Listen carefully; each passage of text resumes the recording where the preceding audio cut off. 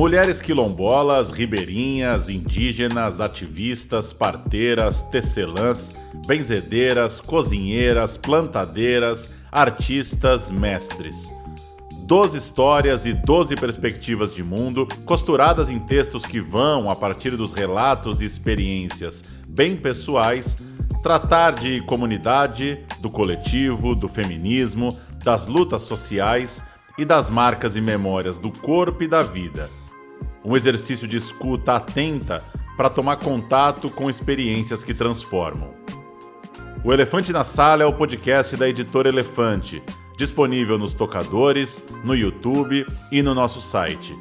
Eu sou Paulo Júnior e essa é a segunda temporada das Conversas com Autores, que chega ao episódio de número 10 com Lucila Locito, organizadora de Mulheres de Terra e Água, uma edição de 12 textos assinados por figuras das mais interessantes vivências e reflexões. Lucila, ainda na apresentação, você disse que se trata de um livro para escutar. Eu queria que você nos contasse um pouco essa combinação entre a escuta, entre descolonizar os ouvidos, para pegar um termo usado por você, com a presença física, o contato de fato, né, a sua proximidade com essas 12 mulheres que estão retratadas no livro. Fala um pouco desse exercício, desse encontro com elas. É um prazer estar aqui, obrigada pelo convite. Vou falar um pouquinho então, essa palavra escuta, né, ela é uma palavra que está bem em voga, assim, na minha vida, desde esse livro. E realmente, para a gente conseguir escutar de verdade alguém, ou enfim, até escutar a natureza, ou escutar o próprio corpo, a gente tem que fazer um certo silêncio interno, né? Então foram essas mulheres que, com suas sabedorias ancestrais, que me ensinaram esse lugar da escuta.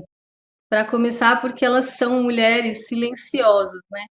Então, assim, existe uma grande diferença em ser silenciada, que foi o que aconteceu com elas, né?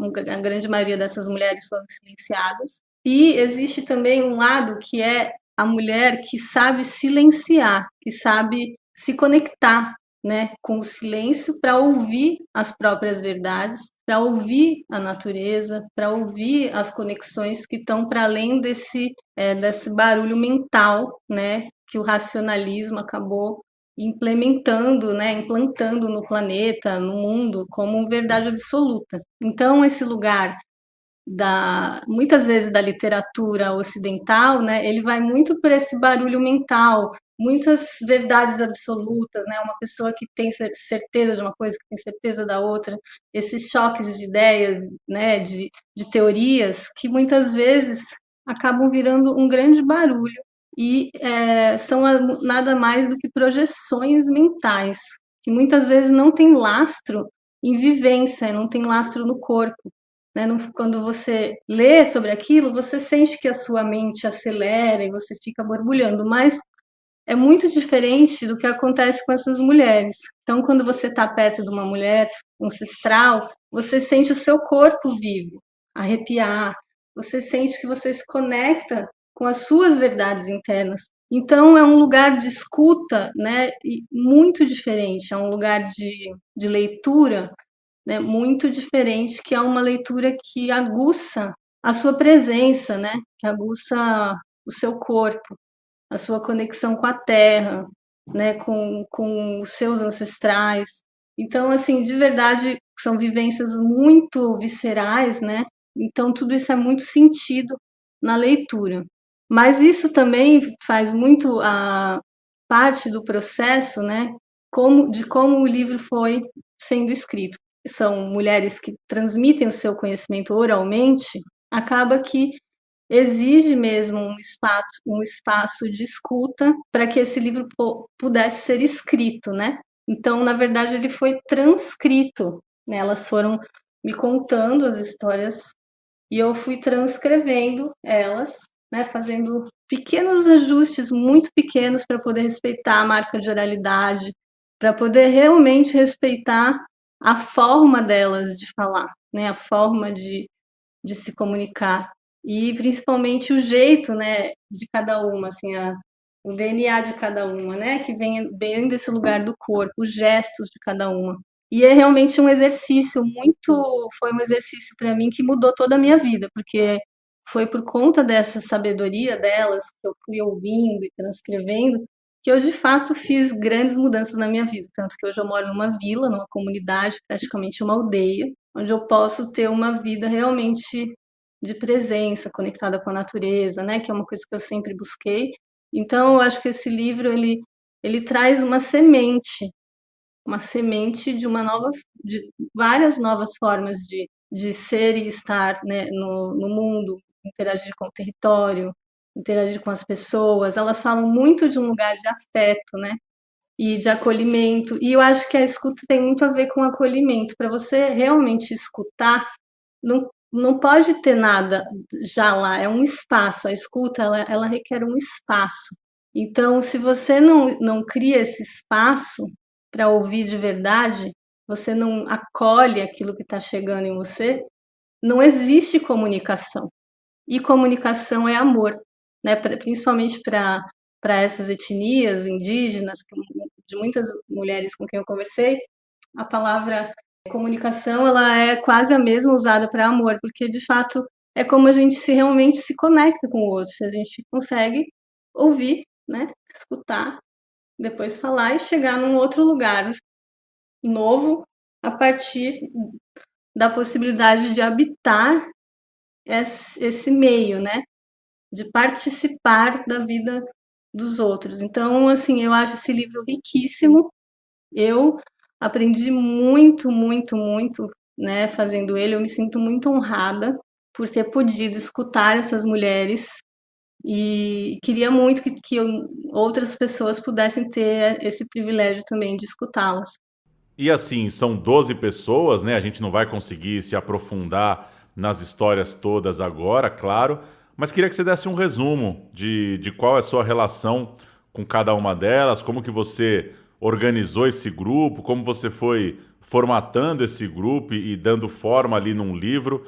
Já havia alguma coesão entre elas? Você foi encontrando essas personagens enquanto percorria seus trabalhos e pesquisas? Fala um pouco pra gente. Tá certo. Então, esse livro, ele foi feito, né, com o PROAC e foi durante a pandemia, né? Então, realmente, são mulheres que eu tive conexão antes de entrar para esse edital. Então, são mulheres que fizeram parte da minha vida desde que eu nasci, para falar bem a verdade, assim. Então, uma delas realmente foi uma mulher que a minha mãe me levava na casa dela para fazer uns benzimentos e ela morava na mesma rua que a gente e eu tive muito contato com ela desde pequena, assim, ela realmente é uma conexão visceral, assim, que ela me ajudou a me educar, né, desde pequena. Então eu tive contato com essa mulher e depois eu perdi ela de vista. A gente se mudou, né? A minha família se mudou daquela cidade, a gente se perdeu, a gente ficou 30 anos sem se ver.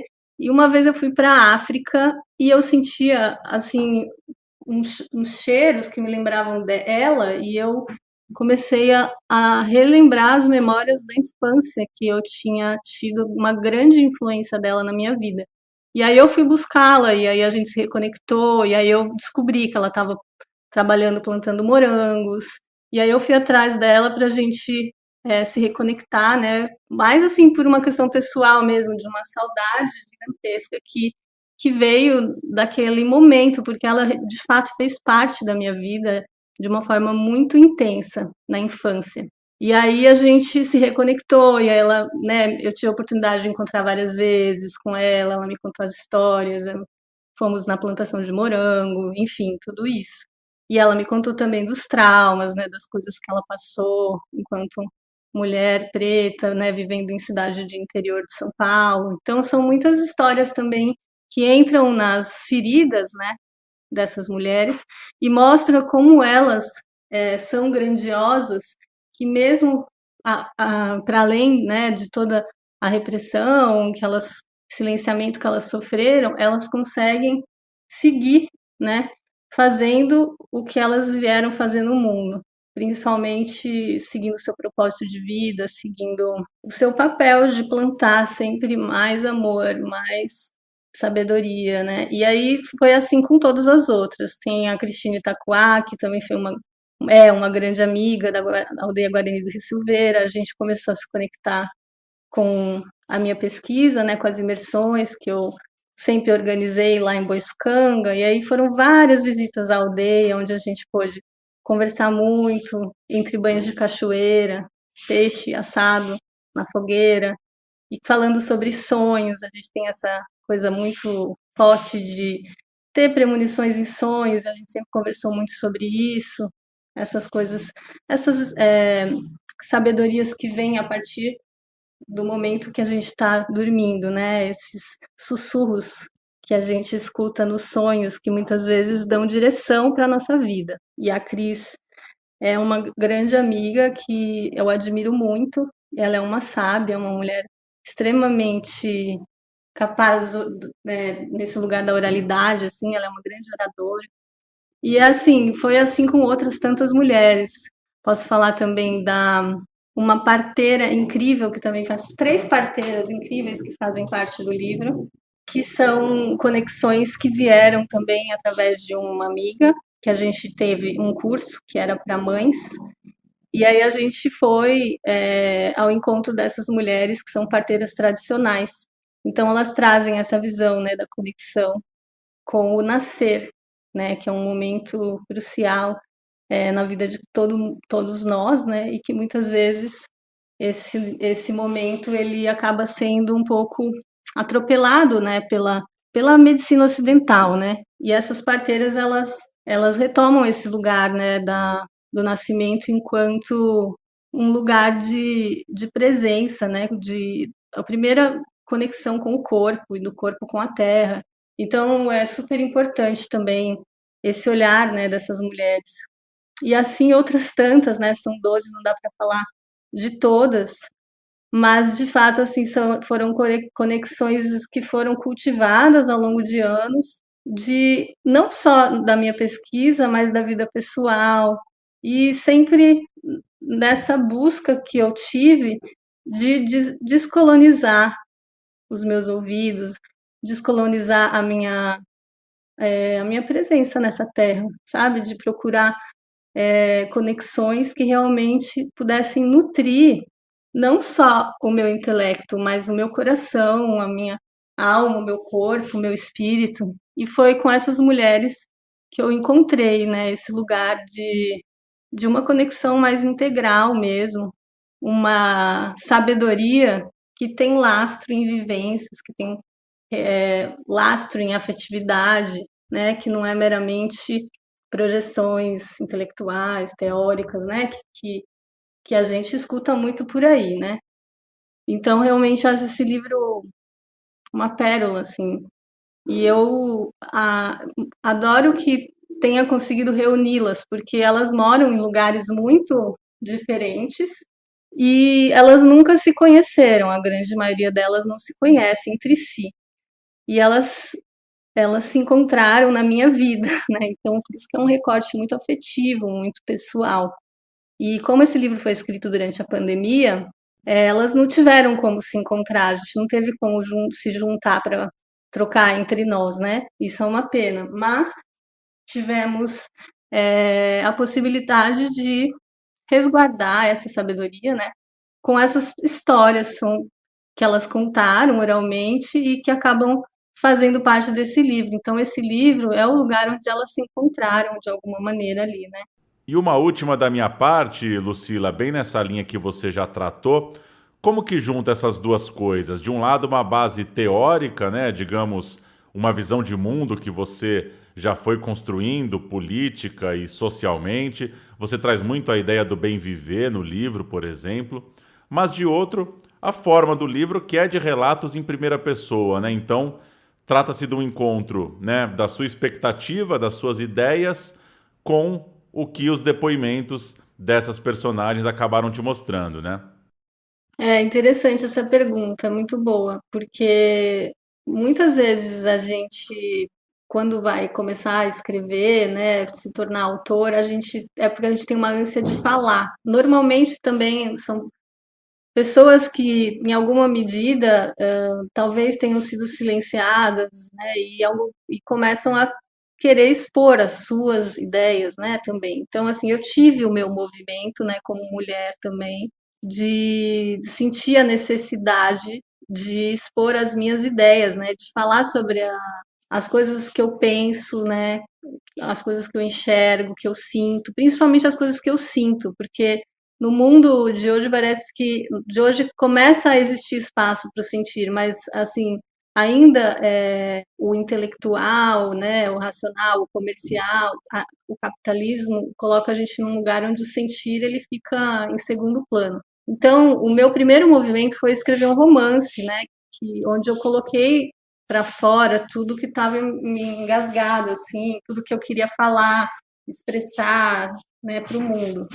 E aí, logo na sequência que eu terminei de fazer esse movimento, eu senti falta eu me esvaziei. É como se eu tivesse me esvaziado, né? Eu coloquei tudo para fora, as coisas que eu estava há muito tempo querendo falar e sentindo sem espaço, e aí eu falei tudo que eu precisava falar para fora e me deu um vazio depois. Aí eu falei, nossa, e eu percebi que esse vazio era um espaço, na verdade. E esse espaço foi com o qual eu comecei a perceber que era um espaço delicioso, né? Que é na verdade, estar vazia, estar, né, se transformar em espaço, é conseguir realmente escutar. Aí que eu comecei a conseguir escutar, né? Então foi uma necessidade mesmo que eu senti de começar a ouvir, de me tornar esse espaço de escuta, deixar reverberar a voz de outras pessoas, né? Que muitas vezes é interessante mesmo essa pergunta, porque eu estava ali, né, com perguntas para fazer para elas, e muitas vezes as coisas que eu ia perguntar não faziam tanto sentido para elas. E aí, outras coisas que eu nem podia imaginar iam saindo e iam trazendo a fala para outros lugares, né? E isso eu acho super bonito, porque é surpreendente, né? E a vida é surpreendente. Quando a gente está fazendo coisas que a gente não se surpreende, é porque a gente não está conectada com o espaço visceral realmente, né, do corpo. O corpo é surpreendente, a presença é surpreendente. Então foi muito, muito incrível esse projeto, porque eu não estava falando nada, só estava escutando, e eu fui chegando em lugares da minha pesquisa muito mais profundos do que às vezes que eu fui sozinha fazer, né? Que eu mesma quis controlar ou direcionar. E aí, no fim das contas, eu acho que esse livro chegou em lugares muito até mais profundos, das mesmas coisas que eu ainda acredito e acho importante, né, trazer para o mundo, com falas ainda mais potentes, ainda mais profundas do que o que eu podia dizer no meu romance, por exemplo, né? Porque o lugar de fala delas é um lugar, não só pelo lugar de fala, mas a sabedoria mesmo, a vivência delas. É uma vivência que merece ser escutada, tanto no que diz respeito às dores e aos sofrimentos que elas viveram, quanto na tamanha força de resistência e de poder, de verdade, de afetividade, né, e de poder de transformação mesmo, de metamorfose que elas estão criando para o mundo. Elas estão mudando as suas vilas, estão mudando as suas aldeias, as suas famílias, elas estão criando um novo mundo mesmo. Então, eu só me sinto assim realmente muito privilegiada mesmo de ter chegado nesse lugar, né? Eu acho que ser um leitor, né, também requer esse espaço de escuta e escuta com o corpo, né? Então essa coisa de você se deixar tocar, né, por uma fala que é mais vivencial, que é mais intimista, sem achar que isso é menos teórico do que outras falas que são mais intelectuais, né? Porque, de fato, ali a gente está falando de temas muito importantes da contemporaneidade. Então, acho que é um pouco por aí. Muito obrigado, Lucila. Valeu pelo seu tempo aqui com a gente. Espero que o livro Mulheres de Terra e Água siga rendendo aí boas conversas, encontrando novas leitoras. Obrigado. Tá joia, Paulo. Obrigada eu, viu?